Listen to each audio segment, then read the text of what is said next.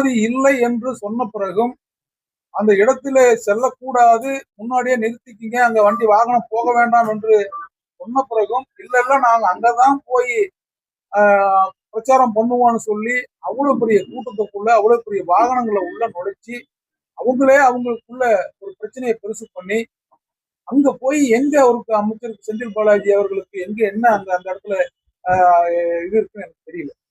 அவங்க அரசாங்கம் அனுமதி கொடுக்கிறது, அனுமதி கொடுத்த இடத்துக்கு சொன்ன நேரத்துல வர்றதுக்கு துப்பு இல்ல. 8 மணிக்கு 9 மணிக்கு நாமக்கல்னு சொல்லிட்டு 9 மணிக்கு தான் சென்னையில இருந்தே கிளம்புறாங்க.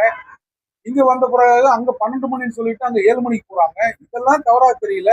இந்த தவறை எங்கேயோ போய் திணிக்கணுங்கிறதுக்காக இது செய்யறது அரசியல்ல இவ்வளவு அநாகரிகமா நடந்துக்கணும். இவங்கெல்லாம்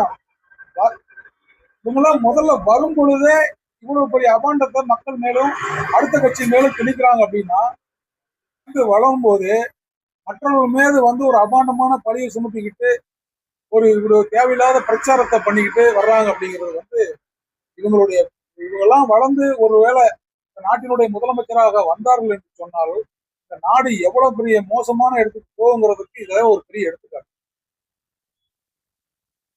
இன்னைக்கு ஒரு துயர சம்பவத்துக்கு அவங்க போய் கேட்ட உங்களுக்கு பாதுகாப்பு இருக்குதுங்கிறீங்க. நீங்க போய் அந்த கரூர்ல இருக்கிற குடும்பத்துக்கு ஒவ்வொரு வீட்டுக்கும் போய் ஆறுதல் சொல்ல முடியல. உலகத்திலே எல்லாரும் சொல்லியிருக்காங்க, அதே தான் சொல்றேன் நானும். உலகத்திலே இறந்தவங்க வீட்டில் இருக்கிறவங்க எல்லாம் வீட்டை கூட்டியாந்து வச்சு ஆறுதல் சொல்லக்கூடிய ஒரு கட்சி என்பது இது வரலாற்றிலே இல்லாத ஒரு விஷயம்.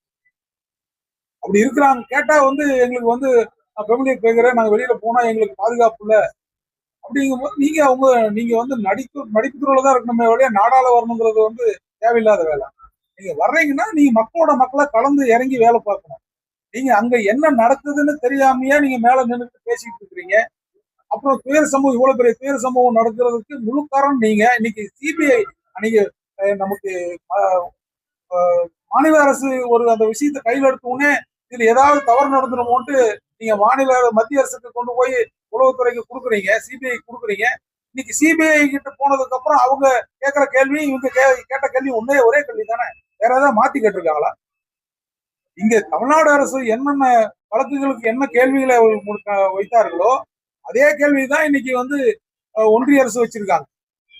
இன்னைக்கு ஒன்றிய அரசு கேட்கிற கேள்வி இன்னைக்கு அங்க வச்சு அவங்க செய்யற வேலை இன்னைக்கு அவங்களுக்கு உண்டான பதிலுக்கு இவங்க கொடுத்துதானே ஆகணும். இன்னைக்கு சொல்ற நேரத்துக்கு சிபிஐ வர சொல்றாங்கன்னா போறாங்கல்ல. அன்னைக்கு ஒரு இடத்துல நின்று பதில் சொல்ல கூட ஏர்போர்ட்ல நின்று ஒரு அனுதாபத்தை கூட சொல்ல முடியாத ஓடின விஜய் இன்னைக்கு போய் இன்னைக்கு இதுக்கு போறாருல, இன்னைக்கு சிபிஐ கூப்பிடறாங்கன்னு டெல்லிக்கு போறாருல. செய்து நான் அதாவது மக்களுக்கான அரசியலை செய்ய வேண்டிய காலகட்டங்கள்ல இன்னைக்கு இருக்கிற மக்கள் ரொம்ப விழிப்புணர்வோடு இருக்கிறாங்க. இன்றைக்கு கிராமப்புறங்களில் இருக்கிற ஏழை எளிய மக்கள் அவர்களுடைய பகுதிகளில் என்னென்ன அடிப்படை பிரச்சனைகள் இருக்கிறதை எல்லாம் நாங்கள் பார்த்து இந்த திராவிட மாடல் அரசு செய்து கொண்டிருக்கிறது. நீங்கள் மேல்மட்ட அரசியலை செய்துகிட்டு இருக்கிறீங்க. உங்களால ஒரு இறங்கி ஒரு களத்துல போய் ஒரு கிராமத்துல ஒரு பிரச்சனைனா பார்க்க முடியுமா? இன்னைக்கு ஒவ்வொரு மாவட்டத்துக்கும் இன்னைக்கு முதலமைச்சர் நேரடியா பார்த்துக்கிட்டு இருக்காரு, கள ஆய்வு பண்ணிட்டு இருக்காரு. அது மாதிரி உங்களால என்னைக்காவது ஒரு நாளைக்கு வர முடியுமா?